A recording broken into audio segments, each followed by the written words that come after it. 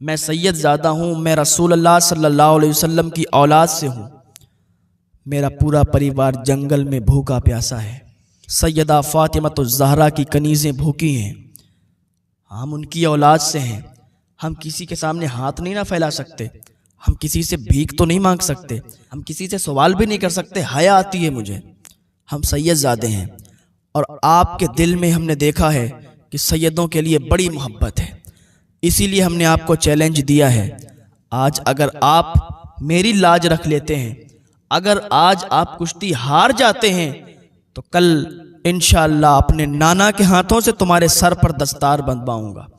جب اتنا جنید نے سنا تو بالکل ڈھیلے پڑ گئے، بالکل ڈھیلے پڑ گئے۔ یہ زادے نے کہا کہ میری اولاد، میرے بچے، میری بیوی سب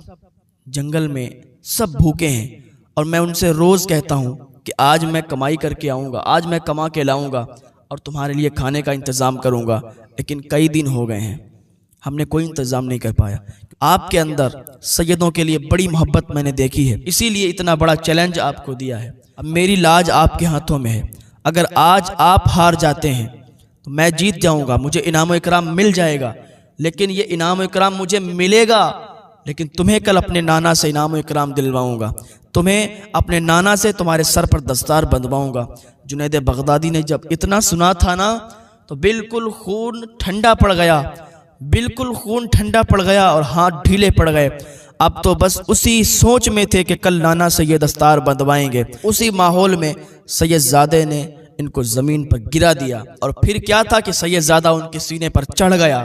اور سارے لوگ دیکھ رہے تھے، آنکھیں پھٹی کی پھٹی رہ گئی تھیں کہ جنید پہلوان زمین پر گرا ہوا ہے اور وہ کمزور انسان ان کے سینے پر بیٹھا ہوا ہے اور اپنا پرچم بلند کر رہا ہے۔ وہ جیت گیا تھا، اس لیے کہ جنید بغدادی کو بس ایک ہی آواز اب گونج رہی تھی کہ بس کل میدان محشر میں حضور صلی اللہ علیہ وسلم سے اپنے سر پر دستار لوں گا۔ بس اسی میں آپ گم ہو گئے تھے، اور سید زادے نے آپ کو شکست دے دی تھی، جنید شکست پا گئے۔ اتنا بڑا پہلوان بغداد کا آج ایک لاغر، ایک کمزور انسان سے ہار گیا۔ لوگوں کی زبان پہ یہ تھا، لوگ مٹی ڈال کے جاتے تھے، لوگ مٹی پھینک کر جاتے تھے، جنید کو برا بھلا کہہ کے جاتے تھے، بادشاہ بھی جنید کو برا بھلا کہہ کے چلا گیا، اور اس لاغر سے کمزور انسان کو لوگ بہت ہی عزتوں سے نواز رہے تھے، انعام و اکرام سے نواز رہے تھے، اس کو بہت انعام و اکرام سے نوازا۔ وہ سید زادہ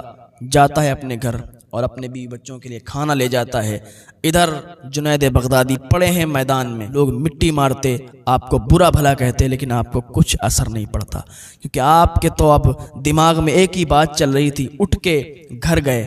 گھر جانے کے بعد نہائے، کپڑے صاف کیے، اور بس پھر کیا تھا، ایک ہی بات چل رہی تھی، اور اسی بات کو سوچتے سوچتے سید زادے کی آوازیں کانوں میں گونج رہی تھیں، اسی گونج کو سنتے سنتے اور آپ کی آنکھ لگ گئی، جنید بغدادی کی آنکھ لگ گئی، آپ سو گئے۔ کیا دیکھتے ہیں کہ ایک نور کا سما چھا گیا، چاروں طرف اجالا ہی اجالا ہے، چاروں طرف بہاریں ہی بہاریں ہیں،